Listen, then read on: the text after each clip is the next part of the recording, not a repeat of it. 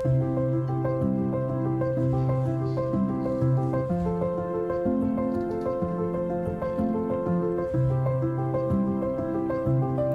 morning's Farm Report is sponsored by LS Tractor. Start blue, stay blue.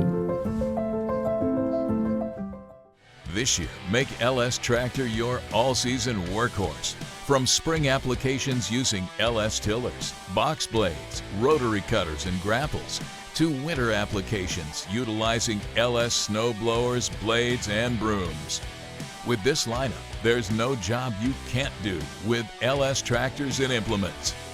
Learn more at lstractorusa.com or check out your local LS dealer. Well, good morning, folks. A great big howdy to everybody. I hope and trust everyone had a nice Thanksgiving. And here we are, we're still in November for another day or so. I have a report, you might say, about how to balance a garden. That is, all too often we plant gardens, and before we can harvest our crops from the garden, we have unwanted pests that do the harvesting for us. And so here's some tips on how to create and maintain a balanced garden. Unwanted wildlife may be a boon to your garden. As wonderful as it is to have a yard filled with flitting birds and floating butterflies, there are times when uninvited wildlife species crash the party. So what's a homeowner to do with these unexpected guests? You don't have to invite the entire wild kingdom into your yard, says an expert on this, spokesman with the National Wildlife Foundation. We do, however, need to understand what brings them out to our garden. Nature-based gardening practices are, of course, the main attraction, but when uninvited wildlife guests show up, it can be disconcerting. Often these critters are members of the local wildlife community who are drawn to a yard by a bowl of cat food left on the doorstep or an open compost bin. They also may be homeless because of habitat loss and are looking for food and shelter in a wildlife-friendly landscape or landscapes loaded with yummy fruits, vegetables, and foliage. While they can pose a threat to humans, pets, and property, most are more nuisance than dangers and can be dealt with in a kinder, friendlier manner. In fact, the best defense is to create a natural balance in the landscape that accommodates all the critters in the neighborhood. Gardening for wildlife requires a change in traditional attitudes towards pets. Most of the time, in home landscapes, the only time you have real problems is when you have created such an unnatural scenario that things get out of balance without natural checks and balances. Creating a garden featuring an array of different plants that support a diversity of wildlife species helps restore the balance. Many native plants are either resistant or repugnant to wildlife feeding. For example, conventional gardening would say, if you see an insect eating your plant, you should run out and get some insecticide and spray it. But if you have a little more information, you may recognize that the insect is a native caterpillar or a moth that is a really important pollinator, which is also a food source for birds trying to feed their babies, and the native plant it's eating is adapted to be eaten by the caterpillar, so it will not be damaged. Why would you want to kill it? Compromise can also help, such as designing garden using natural flowing lines so that damage from wildlife feeding on plants is not as noticeable. If the problem becomes too onerous for accommodation or compromise, the first line of defense is to use non-lethal and non-poisonous controls such as barriers, motion-activated sprinklers, and unappealing scents and flavors sprayed on or around plants and areas of the yard. If that doesn't work, turn to professional, humane wildlife control experts or wildlife conservation groups for help. That's just a little overview of maybe how to adjust or to confront these nuisance species that might frequent your yard and your garden. Leah mentioned this next story that involves the Snake River on the west coast, and it has to do with the building of dams, and the dams are blocking the flow of the salmon run, and this is ecologically uh, offensive, I guess you would say. And not only that, it's violating an age-old treaty with the Indians of that area, the Nez Perce tribe, and it's just not good. So we'll see how this turns out. It's called here by this article a dam debate. It's a classic case pitting agriculture against environmentalists. Salmon is at the heart of the dispute, but like most disagreements between two groups, is complicated. 4 federal dams on the lower Snake River in Washington state provide the navigation for grain and hydropower for the region. However, the dams also interfere with the annual migration for Chinook and steelhead salmon, breaking treaties with Native American tribes in the region that once relied on those salmon runs or migrations. Nicole Berg has heard the debate about removing 4 dams on the lower Snake River essentially since they were completed in the mid-1970s. Coming from around here, you just get a little numb to it because you have heard about the dams on your whole, and you've heard about them all your life, said Berg, who is a farmer in southeast Washington state and immediate past president of the National Association of Wheat Growers. Despite debate about removing the 4 dams, which is intensifying in the Pacific Northwest among farmers, Indian tribes, grain companies, and others, as the Biden administration has increasingly spotlighted support for removing the dams to help wild Chinook salmon recovery in the region, a priority for American Indian tribes and conservationists.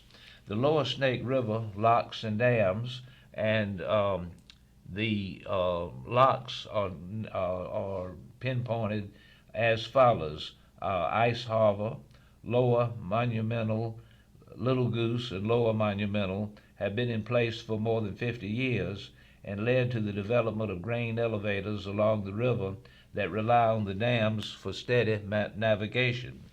Combined, the 4 Snake River dams also have capacity to produce about 3,000 megawatts of power with 0 emissions. A solar farm to replace the power would take roughly 20,000 acres. It's carbon-free, but it's not environmental-free. It burns fish, explains Shannon Wheeler, vice chairman of the Nez Perce tribe, in a counter-argument about the power generated by the dams. Tribes such as the Nez Perce have been among the biggest advocates for a plan to remove the dams. Wheeler adds that other issues such as irrigation and agricultural transportation are low-hanging fruit that can be resolved. It's an issue that we need to face. Some things are not environmentally free. Those things we can change and do better. We should be doing that. I don't see the hydro issue as a large hurdle to being able to do that. We can change the way that we do business as long as it's not harming the environment. Representative Mike Simpson, Republican of Idaho, has proposed a $33 billion plan to remove the dams and replace the power generation, as well as look to the railroads and other alternatives to help alleviate the freight issues. Simpson also points to the treaties with tribes such as Nez Perce, which gave up 13 million acres of land when they signed that treaty in the 1800s with the United States, but were promised protected salmon fishing rights. Fishing rights don't mean a lot if there are no fish, Simpson points out, and especially if the reason they are gone is because of action we take, actions that we can reverse. Is it expensive? Indeed it is. For farmers in the 13 grain elevators along the Snake River, the dams support about 60% of all wheat exports out of the Pacific Northwest, or roughly 100 million bushels annually. Towboats along the Snake River can move 4 barges at a time, roughly 480,000 bushels, or about 140 rail cars. That also equates to nearly 540 semi-trucks. Mark Weber, general manager of Tri-Cities Grain in Pasco, Washington, has a terminal located at the confluence between the Snake and Columbia Rivers. Tri-Cities exports about 12 to 13 million bushels of wheat per year and handles corn for local demand. Around here, the river is a key component in how we get product to market, Weber explains. Without those dams, suddenly there's a giant gap on how we move the product and how we get it through the system. Columbia Grain International has 2 grain elevators farther upriver on the Snake. Jeff Van Pavinage, CEO for Columbia Grain, argues barges are by far the cheapest source of transportation and the most carbon-neutral way for grain to move downriver, as well as send fertilizer or fuel up the river. You want to put more trucks on the road, and the infrastructure for rail into that area of the state is extremely poor. You need massive upgrades to get the rail to the point where it could do it. Finally, farmers are going to have to drive more miles for delivery than they do today. For farmers such as Berg, the grain elevators along the dams provide an average of 40 cents a bushel positive basis over the futures wheat price. Often Tri-Cities Grain offers producers 40 to 60% over the average grain price. The basis would completely change if it all went to rail, Berg stresses. They wouldn't be able to handle all of it. Diane Howard, executive director of the Port of Benton in Richland, says the river's clean power generation is a driving force for economic development in the southeastern Washington area. She also points to one of the driving focuses of the Biden administration to convert the economy from fossil fuel to emission-free energy. It's going to take all of the above to get there, and we are one of the closest areas in the country to getting there to that goal, Howard explains. This region is already 87% clean power. The dams are also a key part of that. I don't think the people who support dam removal realize all of the unintended consequences. So the verdict is still out on that issue. The dams are already in place. They've been there for 50 years. But nevertheless, they are blocking the migration of the salmon, and that is a bad situation, to put it mildly. I'd like to move along with another little article on something that is almost native to North Carolina exclusively, and that's the Venus flytraps that you see or hear about down towards Wilmington. Venus flytraps, homegrown North Carolina wonders. Children all around the world learn about an incredible carnivorous plant called the Venus flytrap that can eat bugs.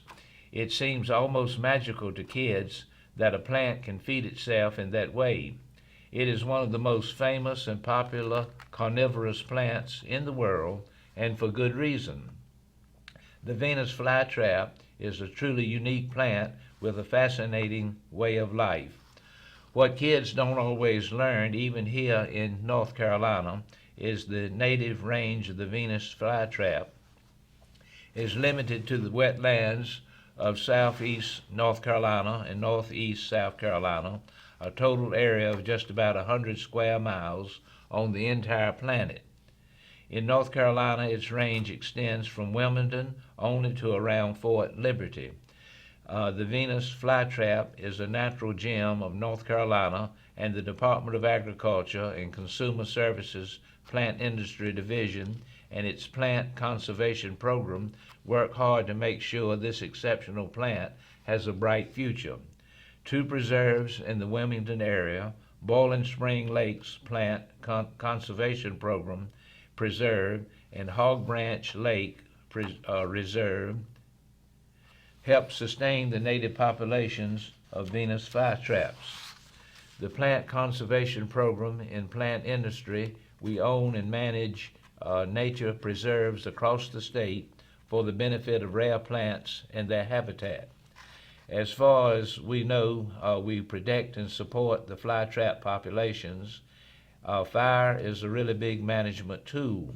Venus flytraps are native to longleaf pine habitats and wet longleaf pine savannas that have a special combination of being pretty wet and pretty open and sunny. And this is an amazing phenomenon. And in review, as I said before, the range of it is not much over 100 miles, and it somewhat concludes on the premises of what we used to call Fort Bragg down at Fayetteville. They now call it Fort Liberty. And so with different conservation programs, this gem, which is almost unique to North Carolina, a little bit in South Carolina, is something we have to manage and cherish. That concludes my time this morning. I've enjoyed being with you. Thank you for letting me tune in. I look forward to being with you next week. Have a good week, and God bless.